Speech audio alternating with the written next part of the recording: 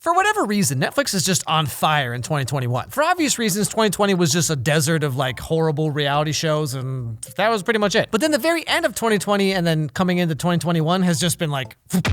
We got Bridgerton, Sharkboy Lavagirl 2, To All the Boys 3 is coming in a couple weeks, and just a little bit ago, Netflix gave us Fate, the Winx Saga. Now, after reading a little bit about this, I gotta say, this show is just begging for me to make a video about it. So let's take a walk. But before that, really quick, this video is brought to you by Surfshark VPN. Somehow, it's 2021. Pretty much everyone knows what a VPN is. It protects you when you're on the internet, it stops your IP address from being hacked and your personal data getting exposed. I mean, everybody needs one. But Surfshark VPN goes above and beyond your typical VPN. You can use it on as many devices as you want with just one subscription. They also offer HackLock ID protection that checks to see if your personal data has been leaked anywhere, like usernames, passwords, that kind of thing, so you can stay one step ahead. They also offer a service called Blind Search, which is a completely private and organic search engine free from data tracking and overreaching algorithms. And get this, you can sign up to Surfshark VPN today by going to surfshark.deals/Alex Meyers and use the promo code Alex Meyers to get 83% off the regular price when you sign up for a 2-year subscription. That means you get premium VPN services and a guaranteed peace of mind using any device or all of them at the same time, plus 3 extra months for free. So if you don't have a VPN, then you really need to sign up. But even if you already have one, go to surfshark.deals/Alex Meyers and use the promo code Alex Meyers to give Surfshark a try. Okay, back to the show. As per usual, we start right off with our main character, Bloom.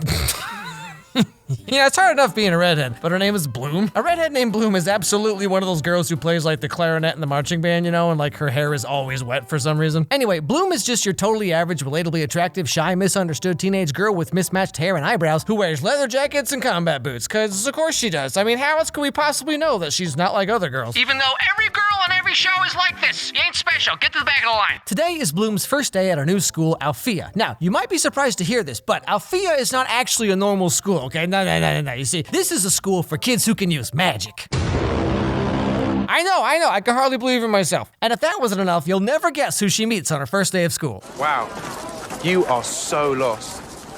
I'm impressed with your confidence in the face of complete ignorance. Issue is, you're overcommitted. I mean, you're essentially running. I don't need help, but thanks. I don't remember offering it.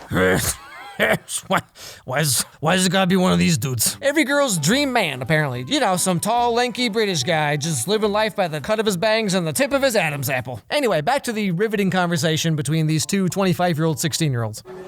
If you are lost, which I'm not saying you are, and you need help, which I'm not saying I'm offering, this is the specialist hall. The ferry hall is that way. This specialist hall, obviously. Right, sorry, I'd be happy to... Mansplain it.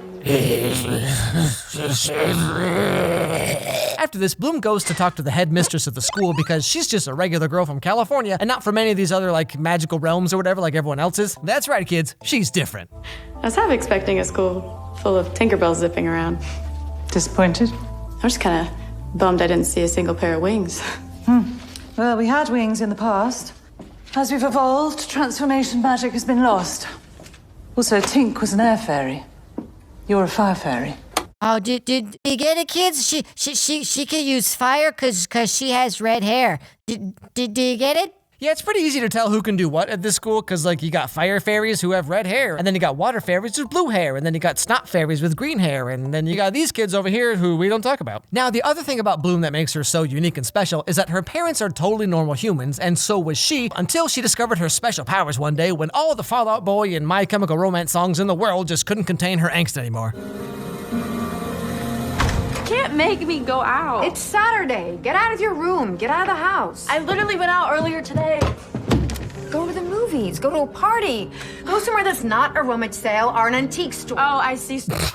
Okay, I'm sorry, but like, what mom would ever say this? You never go out and do nothing. Come on, honey, you're 16 already. Haven't even been arrested once yet. You should be going out to parties and waking up next to some strange guy who looks like his family tree is just kind of like a tumbleweed or something, popping out a few babies here and there. Come on, no daughter of mine's gonna be a square. But then Bloom got so upset that she set her whole house on fire with her magic powers, and now she's at the school. Anyway, later that night, Bloom is out at some kind of like beginning of the school year party dance mixer thing, which you know she hates because, I mean, why else would she be dressed like this? And wouldn't you know, she runs into everyone's favorite guy who definitely auditioned to be Harden in the movie after, but was somehow not annoying enough. British guy, now with new manly chin action. What?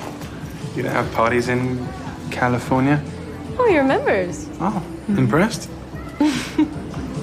Where can I go that's the opposite of this? What's outside? What, beyond the barrier? Oh, well, depending on rumors. Wolves, bears, or something much scarier. Ah yes, angry furries and K-pop stans. I know them well. So she takes his advice and goes out into the forest area around the school so she can stare at the camera for a while with the face you make when you eat like 2-day-old Taco Bell for lunch and then you have to read your book report about my Antonia in front of the whole class while the rage of Poseidon himself is just boiling inside of you. One wrong move and it's all over. Not that I would know.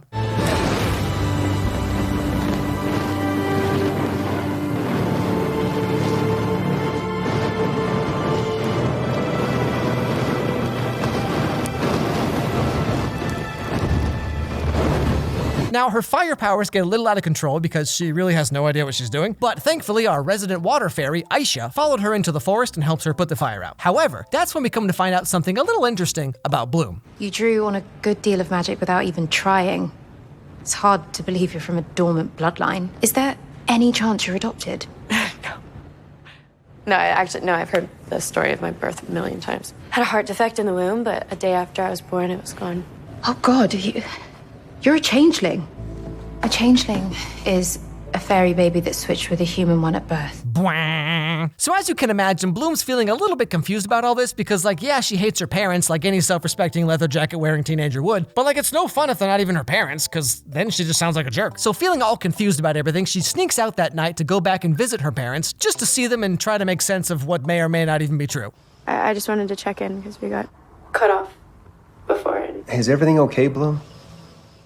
Yeah, okay. You know, you don't have to be okay.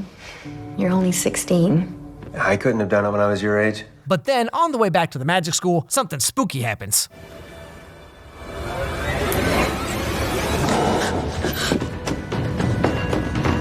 Don't stop now.